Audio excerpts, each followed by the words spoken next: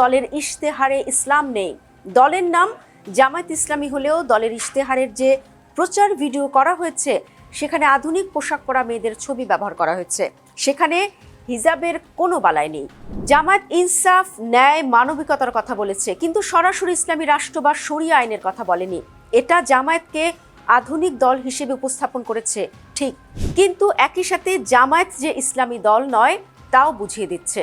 পররাষ্ট্রনীতি বিষয়ে জামায়াত বলেছে তারা জাতীয় স্বার্থে আপোষহীন থাকবে, কিন্তু ভারত, পাকিস্তান বা চীন অথবা আমেরিকার সাথে সম্পর্ক নিয়ে কিছু বলেনি। সাম্প্রতিক সময়ে আমেরিকার সাথে জামায়াতের সম্পর্ক নিয়ে বুদ্ধিজীবী মহলে ব্যাপক সমালোচনা হচ্ছে। জামায়াতের একসময়ের বন্ধুরাও এ নিয়ে জামায়াতের সমালোচনা করেছেন। জামায়াতের সাথে সেনাবাহিনীর সম্পর্ক নিয়ে সম্প্রতি আলোচনা উঠেছে। জামায়াত নেতারা বলেছেন বাংলাদেশ সেনাবাহিনীকে দেশবিরোধী কাজে ব্যবহার করা হচ্ছে, কিন্তু জামায়াতের ইশতেহারে প্রতিরক্ষা ব্যবস্থা কিংবা সেনাবাহিনীতে সংস্কারের বিষয়ে স্পষ্ট কোনো পরিকল্পনা নেই। জামায়াত নারীদের ক্ষমতায়নের কথা বলেছে, নারীদের জন্য কোনো কোটা থাকবে কিনা কিংবা ঠিক কোন প্রক্রিয়ায় নারীদের ক্ষমতায়ন করবে এ বিষয়ে তাদের কোনো সুনির্দিষ্ট অবস্থান নেই। একই সাথে নারী বিষয়ক জরুরি কিছু প্রশ্ন যেমন সম্পত্তিতে সমান অধিকার কিংবা নারীদের নেতৃত্ব বিষয়ে কোনো স্পষ্ট ঘোষণা নেই।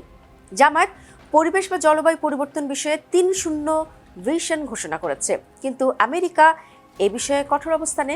কাজেই জামায়াতের বর্তমান মিত্র আমেরিকার সাথে মিলিয়ে ক্লাইমেট ফান্ডিংয়ের কি হবে এ বিষয়ে কোনো বিস্তারিত ব্যাখ্যা নেই।